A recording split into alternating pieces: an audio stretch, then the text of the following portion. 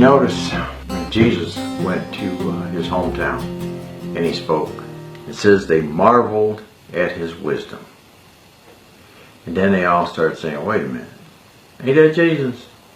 Ain't that the carpenter's kid? Mary's his mother? We know his brothers and sisters. And then they just shrugged their shoulders.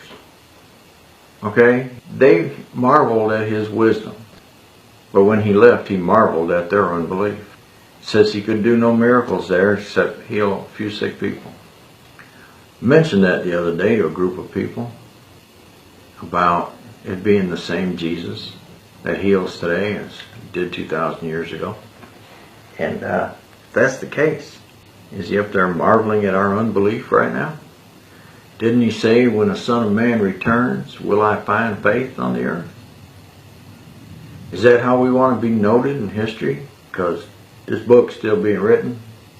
Is that how we want to be noted for all eternity as people who the Lord marvels at our unbelief? I think not. That's not how I want to be remembered. That's not how I want it wrote down about me. If Jesus ever says anything to me, I don't want it to be, "Oh, you of little faith."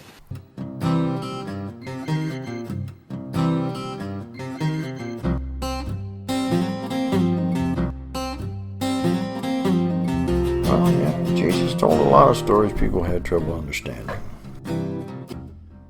But those enemies of mine who did not want me to be king over them, bring them here and kill them in front of me.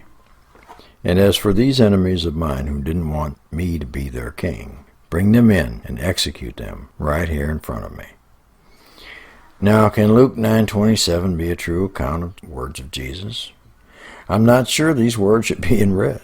And remember the question we used to ask our church friends. What would Jesus do?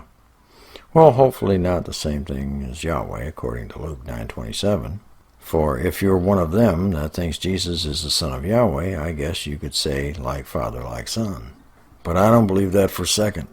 You must put this quote into context, because in this story, it is Jesus speaking about a character in a parable that he tells. It is not some kind of injunction done personally by Jesus.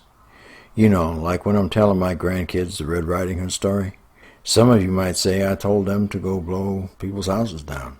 I thought that was the little pigs. Yeah.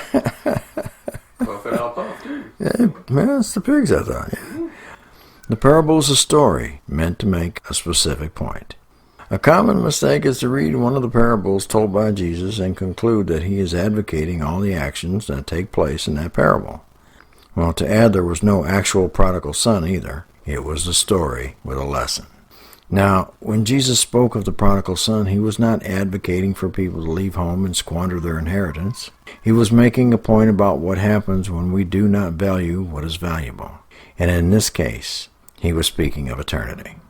Our parable with violent behavior is the same. Now, just because in the story a hard ruler is portrayed as killing people, does not mean that Jesus was saying that this should be done with unbelievers or anyone else.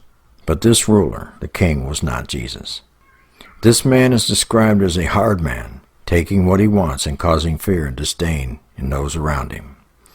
Jesus describes himself as a humble, lowly in spirit, willing to take our burdens, having a love that cannot be surpassed. Remember, no greater love can man have than to lay down his life for his friends, that kind of guy. He is kind, healing those who want healing, rebuking bullies, and merciful.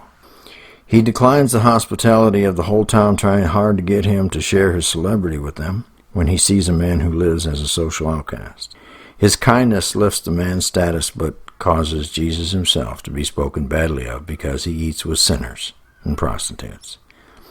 The New Testament uses some of the same literary devices as some other literature. The fact that Christians consider the Bible divinely inspired shouldn't mean we throw out common sense when reading it.